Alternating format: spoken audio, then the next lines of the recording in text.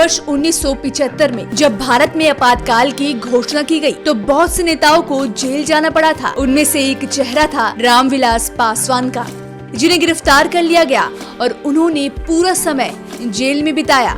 सन 1977 में रिहा होने पर वो जनता पार्टी के सदस्य बन गए और पहली बार संसद के लिए चुनाव जीत हासिल की और उन्होंने सबसे अधिक अंतर से चुनाव जीतने का विश्व रिकॉर्ड अपने नाम किया था।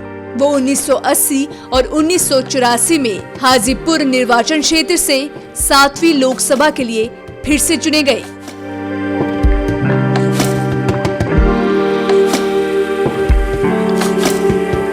उन्नीस में उन्होंने दलित मुक्त और कल्याण के लिए एक संगठन दलित सेना की स्थापना की। रामविलास पासवान मंझे हुए राजनेताओं में से एक थे। वो एक ऐसे कद्दावर नेता थे कि राजनीति के माहौल को भाप कर बता देते थे कि सत्ता किसको मिलने वाली है। ऐसे ही नहीं, उनके साथ 6 प्रधानमंत्रियों की कैबिनेट में मंत्री के तौर पर काम करने की शानदार उपलब्धि जुड़ी है। इनके इसी मिजाज को राष्ट्रीय जनता दल आरजेडी सुप्रीमो लालू प्रसाद यादव मौसम वैज्ञानिक बुलाते थे। वैसे तो रामविलास पासवान के राजनीतिक सफर की शुरुआत 1960 के दशक में बिहार विधानसभा के सदस्य के तौर पर हुई। रामविलास पासवान छात्र राजनीति से ही सक्रिय थे। जयप्रकाश नारायण के समाजवादी आंदोलन में भाग लिया करते थे।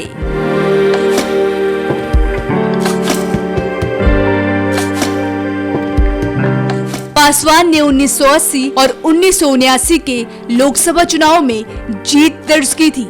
विश्वनाथ प्रताप सिंह की कैबिनेट में वो पहली बार केंद्र में मंत्री बने। इसके बाद वो केंद्र के राजनीति में हमेशा सक्रिय रहे। वो कभी बीजेपी तो कभी कांग्रेस, कभी आरजेडी तो कभी जेडीयू के साथ कई गठबंधनों में रहे हैं और केंद्र सरकार में मंत्री बने रहे।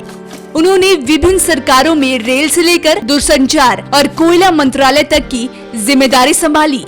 शायद यही वजह थी कि उन्हें भारतीय राजनीति का मौसम वैज्ञानिक कहा जाने लगा, क्योंकि केंद्र में किसी की भी सरकार बने वो मंत्री जरूर बन जाते थे। लोक जनशक्ति पार्टी के संस्थापक, पूर्व अध्यक्ष और केंद्रीय मंत्री रामविलास पासवान भारतीय दलित राजनीति के प्रमुख नेताओं में से एक थे।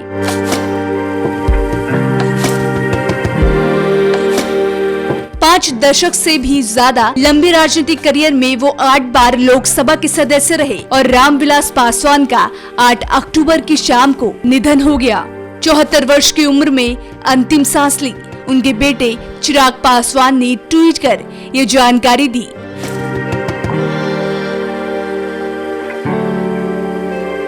रामविलास पासवान एनडीए के केंद्र सरकार में उपभोक्ता मंत्री थे। लंबे वक्त से उनकी तबीयत खराब चल रही थी, जिसके चलते उन्होंने आज अंतिम सांस ली और ये राजनीति में एक अपूर्णीय क्षति है।